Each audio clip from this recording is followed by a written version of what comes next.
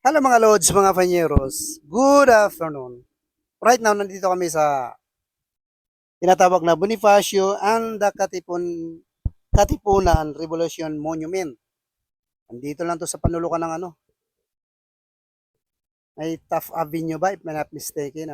Ito ay halos katabi lang ng SM Manila at saka Manila City Hall. Ah, itong monument na ito noon. Wala ho ganong nagpapasyal dito. Alam nyo kung bakit?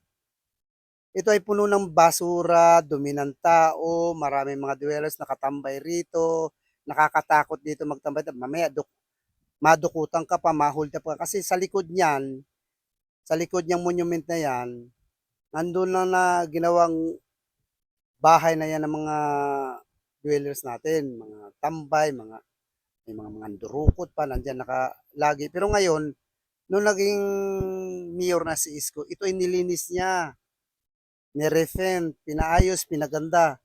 O tingnan nyo ngayon, ang ganda na ng monument, di ba? Unlike sa mga nagdaang mayors, pinabayaan lang ito. Ang dumi-dumi, dumi ng basta, hindi kaya-aya, pati amoy matindi. Papanghi, amoy pupo. Pero ngayon, din mo, marami na namamasyal, kahit dito lang. Marami nang titike ng mga pictures. O, well, ang ganda, basta sobrang ganda nito. Ngayon lang ako nakita na ganito to kaganda. Alalahanin natin yung mga bayani natin, lalo na yung mga ano ba yan? Millennial, mga kabataan ngayon na hindi nila naabutan ito. Ganon din ako, hindi ko naman naabutan itong mga heroes natin eh. O dito yung mga ito, maraming jeep na nagliliparan. Going to Divisoria, going to Santa Cruz, going to Quiapo, diyan kayo sumakay pag nanggagaling kayo. Yan. Sa kabilang bahagi, ano yata yan, golf. O yan yung golf. O, nandyan yung golf.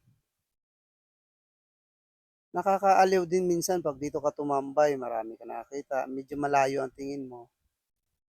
Marami ka nakikitang mga bagay-bagay na nagpapaluwag ng damdamin, nakaka-relax. Hmm? Ang mga panyero, pasyal ka dito. Pwede mamasyal dito mga alas 7 ng umaga kasi medyo maano pa, hindi pa mainit. Pag sa hapon naman, 4:30 to 5:30 yun, maliwanag pa. Ayan makikita mo pa. Liwanag, basta maganda tumambay rito. Magpalipas oras, magpawagtanggal ng stress, o dito mga loads, mga panyeros.